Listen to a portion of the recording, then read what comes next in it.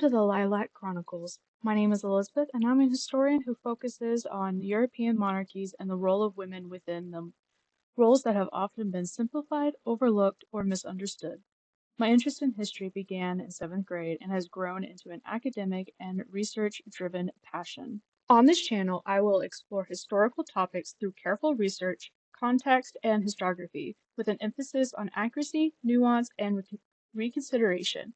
Here, history is not treated as a spectacle or a legend, but as living discipline, one that evolves as new questions are asked and old narratives are challenged. While the interpretations presented here are evidence-based, history is always open to reconsideration as new perspectives emerge. Many historical narratives have been influenced by political motives, social biases, and gendered assumptions, which this video aims to examine and consensualize. In today's video, we will be examining the women known as Les Filles du Roi, or the Daughters of the King, who were sent to New France in the 17th century under royal sponsorship. These women are often remembered as a uniform group, young, marriageable women sent to populate the colony, but this is simplified narrative that does not reflect the historical reality of who they were and how they lived. In truth, they came from highly diverse socioeconomic backgrounds, including orphans, impoverished noble daughters, urban laborers, and rural peasant women, and these differences played a significant role in shaping their marriage prospects, social mobility, and long-term experiences within New France. By examining these variations more closely, this video argues that class and regional identity continue to influence women's lives in New France, even within what is often described as a more flexible or egalitarian colonial setting.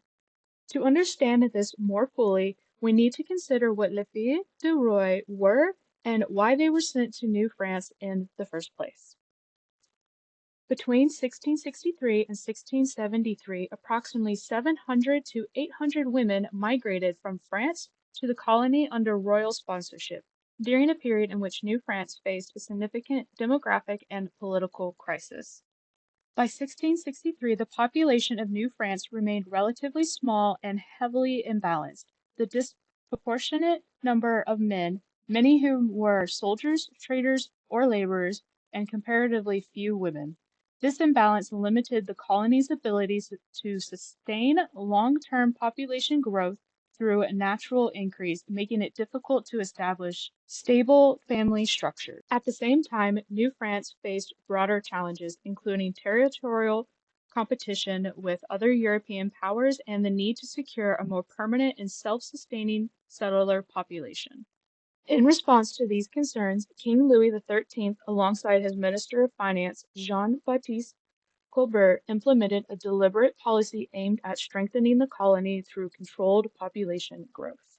This initiative has often been understood as a state-sponsored demographic effort or even a social experiment designed to encourage marriage, increase birth rates, and solidify French presence in North America. As part of this program, the Crown agreed to sponsor the migration of unmarried women to New France, providing financial assistance that typically included travel expenses, a modest dowry, and goods intended to support their transition into married life within the colony. The women who participated in this program became known as Les Filles du Roi, or the Daughters of the King, reflecting their direct sponsorship by the French monarchy. However, while this program itself was centrally organized and administered, the women who took part in it were not all drawn from a single uniform background. To better understand their experiences, we must look more closely at the social and economic diversity that existed within this group. While Les Filles du Roi were administered as a single group, their origins were far from uniform. In reality, these women came from a wide range of social, economic, and geographic backgrounds, each of which shaped their experiences within the colony.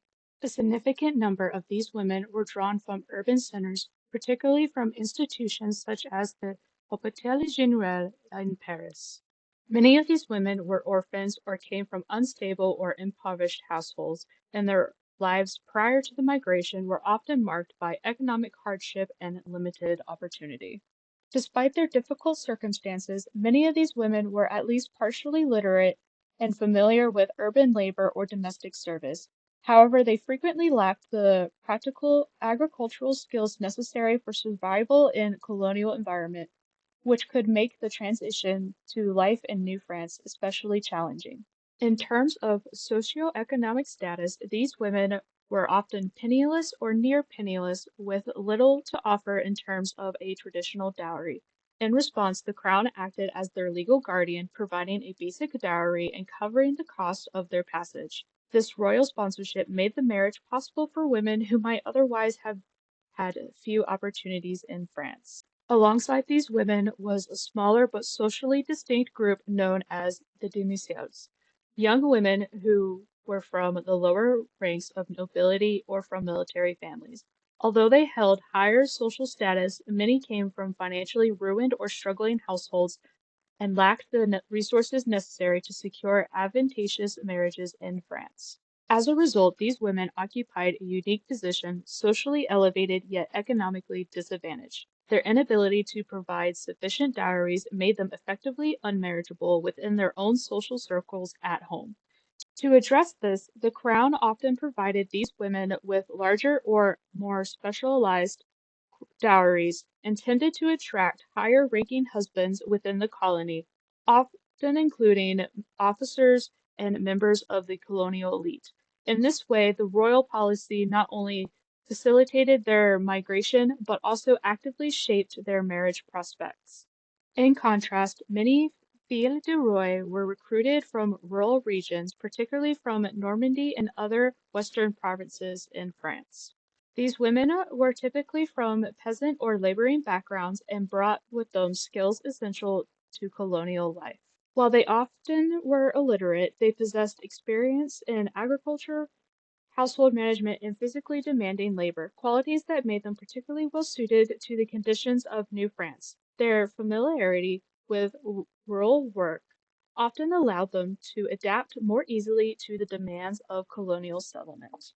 When viewed together, these groups reveal the extent to which Les Filles du Roi differed from one another, not only in background but in preparation, opportunity, and social standing. This diversity directly challenges the long-standing image of these women as a single uniform group. The idea that Les Filles du Roi were all poor, orphaned, and socially similar stems in part from administrative labeling, colonial propaganda, and later historical simplification. While the category itself was useful for organizing migration, it was contributed to a misleading narrative that overlooks the complexity of the women's identities. By treating them as a homogeneous group, this narrative erases the very real differences that shaped their lives, limiting our understanding of their experiences and of the social structures that persisted within New France. The arrival at Les Filles du Roi was not simply a response to a population imbalance. It was part of a broader effort by the French crown to actively shape and control the development of the colonial society. Under the direction of Louis XIII and Jean-Baptiste Colbert, policies were implemented that effectively micromanaged the formation of families, using marriage as a tool of state building. In practice, this meant that marriage was not left entirely to personal choice, but was strongly incentivized and in some cases enforced. Unmarried men, particularly those engaged in lucrative trades such as the fur industry, fishing, or hunting, faced increasing restrictions.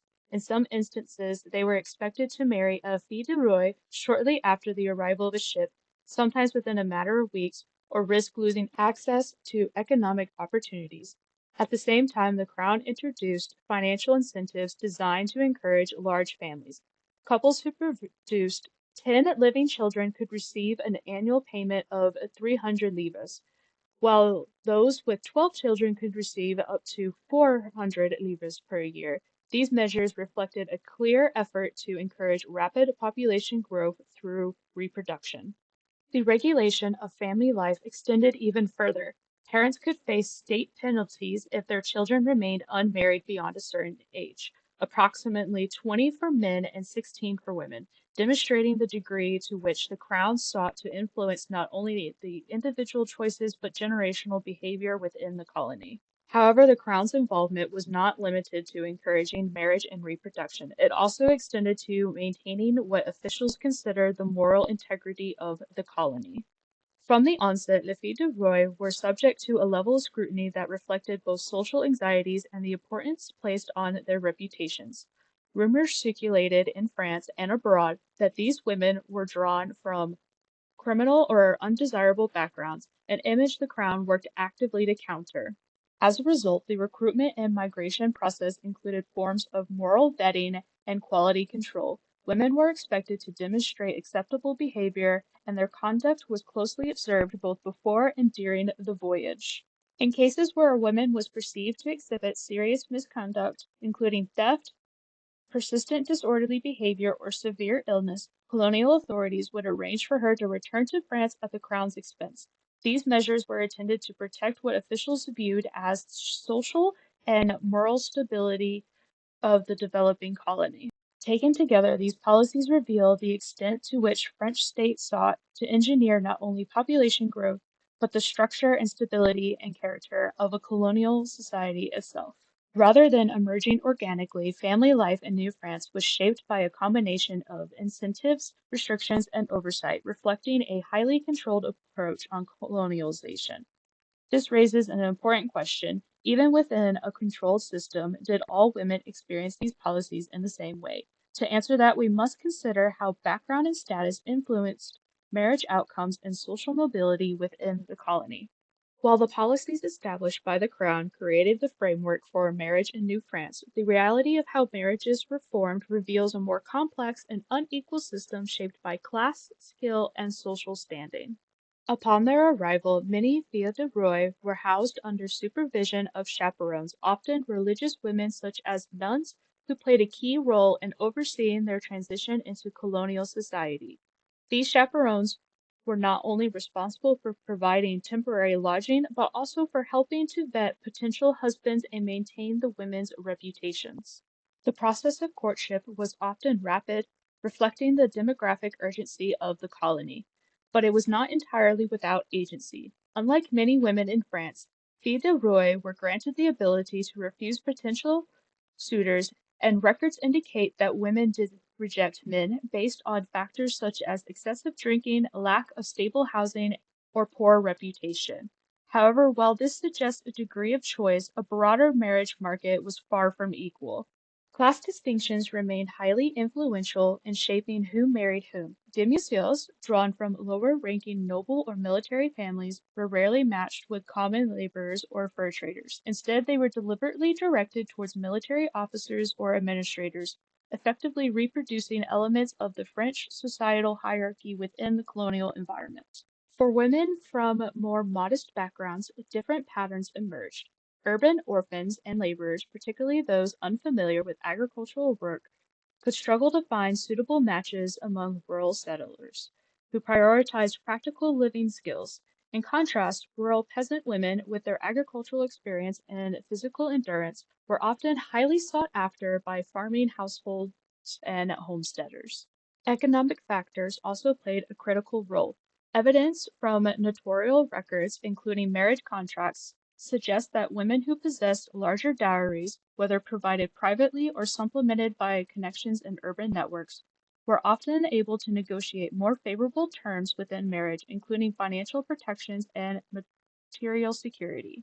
Taken together, these patterns reveal that while the colony offered new opportunities, it did not erase the influence of class. Instead, existing social distinctions were reshaped and adapted to fit the realities of colonial life. In this context, marriage functioned not only as a personal milestone, but as a key mechanism through which societal hierarchy and inequality were reproduced in New France. To fully understand the significance of Les Filles du Roi, it is important to compare their experiences in New France with social and economic conditions they left behind in France.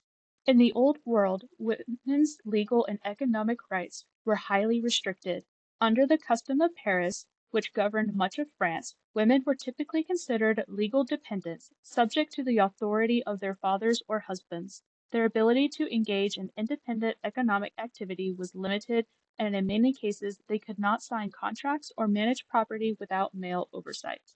While over in the New World, women, including Les Filles du Roi, frequently managed farms, operated small businesses, and signed legal contracts, particularly during periods when their husbands were absent for extended trading expeditions. While the legal framework did not fundamentally change, its application was more flexible in practice, allowing for women a greater degree of economic agency than typically possible in France.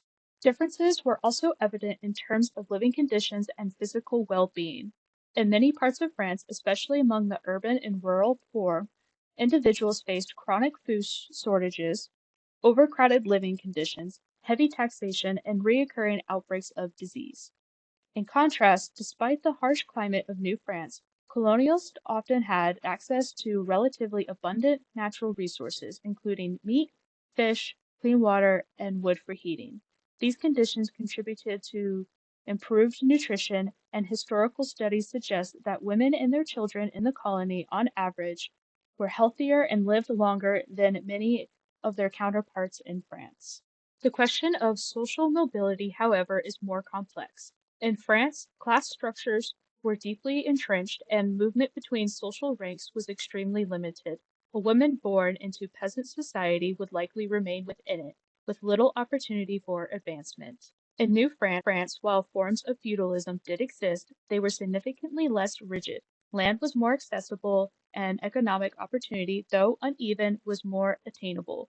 For some women, particularly those who married soldiers or laborers, who later acquired land, colonial life could provide pathways to a level of independence and stability that would have been difficult to achieve in Europe. However, these opportunities were not equally distributed. While colonial setting allowed for a degree of flexibility, it did not eliminate social hierarchy. Instead, class distinctions were reshaped and adapted to fit the new environment. Elements of the old world societal structure persisted, particularly in patterns of marriage, access to resources, and long-term economic outcomes. This complicates the long-standing notion of the colony as an egalitarian frontier. Although New France did provide new opportunities for some, it did not function as a space of complete equality. Social hierarchy remained present, and while it was less rigid than in France, it continued to shape the lives of those who settled there. Understanding these dynamics is essential to recognizing that the experiences of Les Filles du Roi were shaped not only by opportunity, but also by enduring influence of class and social structure. The experiences of Les Filles du Roi ultimately reveal a tension between opportunity and limitation within New France, one that highlights both the possibilities of colonial life and the persistence of older societal structures. For some women, particularly those from the most disadvantaged backgrounds, the colony offered a meaningful degree of social mobility. Urban orphans and institutionalized women who may have faced marginalization or instability in France were in many cases able to establish themselves as wives of land-holding settlers, heads of households, and respected members of their communities. In this sense, New France could represent a significant improvement in both social standing and material security. In addition, the relative flexibility of colonial life allowed women to exercise forms of economic and legal agency that were far less accessible in urban centers like Paris. Women could own business property, participate in legal proceedings, and manage estates or commercial activities during frequent absences of their husbands. However, these gains should not be interpreted as evidence of complete social equality. Despite increased opportunities, clear limitations remained. Women from lower social economic backgrounds, particularly those who arrived as orphans or laborers, rarely crossed into the highest ranks of colonial society. Positions of significant political and economic influence tended to remain concentrated among families of noble origin or those with established connections and elite networks. Social divisions also persisted at a community level. Evidence suggests that women often formed social networks based on shared geographic and cultural origins. For example, women from Parisian or urban environments and those from rural and coastal regions frequently settled in distinct clusters, maintaining differences in dialect, customs, and social practices that shaped local dynamics within the colony. These patterns indicate that while New France created opportunities for movement and adaptation, it did not dissolve the social distinctions that structured life in France. Instead, the colony functioned as a space of limited mobility in which some barriers could be crossed, but others remained firmly in place. This balance between opportunity and constraint is essential to understanding the lived experiences of Les Filles du Roi, and it underscores the broader argument that while the colonial environment allowed for change, it did not fully escape the influence of class and social hierarchy. The long-term impact of Les Filles du Roi extends far beyond the initial settlement of New France. Many of these women became foundational figures in the development of the colony, establishing families whose descendants continue to trace their lineage back to them today. In this sense, their presence was not only significant in the 17th century, but remains embedded in the demographic and cultural history of North America. However, their experiences and opportunities available to them were not uniform. Class background continued to influence long-term outcomes, shaping access to wealth, land ownership, and the development of social and familiar networks. These differences, though sometimes subtle, had lasting effects across generations. Recognizing this complexity is essential, particularly because the simplification of Les Filles du Roi into a single uniform group obscures the realities of their lives. By presenting them as socially identical, this narrative erases the inequalities they experience and distorts our understanding of how power, class, and opportunity functioned within the colony. In reality, their stories reflect both possibility and limitation, opportunities shaped by circumstance, but never entirely free from the structures they carried with them from France. Ultimately, examining Les Filles du Roi through this lens allows us to better understand not only the development of New France, but also the ways in which historical narratives are constructed, simplified, and at times in need of reconsideration. Les Filles du Roi cannot be understood as a single uniform group. As this video has shown, these women came from diverse socioeconomic and regional backgrounds, including urban orphans, rural laborers, and impoverished noble daughters, and those differences played a significant role in shaping their experiences within New France. Their origins influenced not only their marriage prospects, but also their access to resources, their social mobility, and their long-term outcomes within the colony. While colonial life did offer new opportunities, it did not eliminate the influence of class. Instead, social hierarchy persisted, adapting to the conditions of the New World rather than disappearing entirely.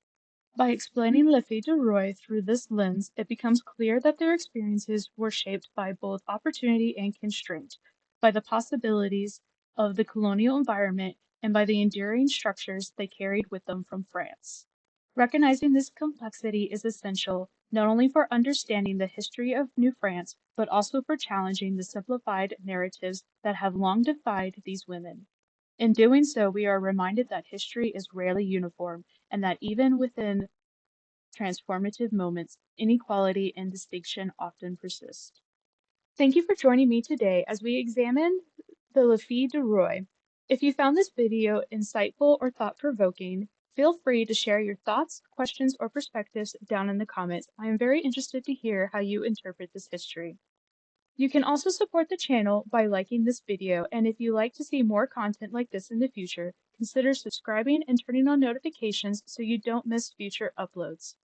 If there are any specific topics or figures you would like to see explored, you are always welcome to suggest them in the comments or in the community post.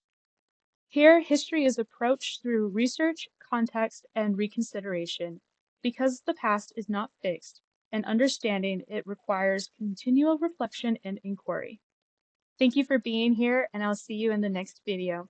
Bye!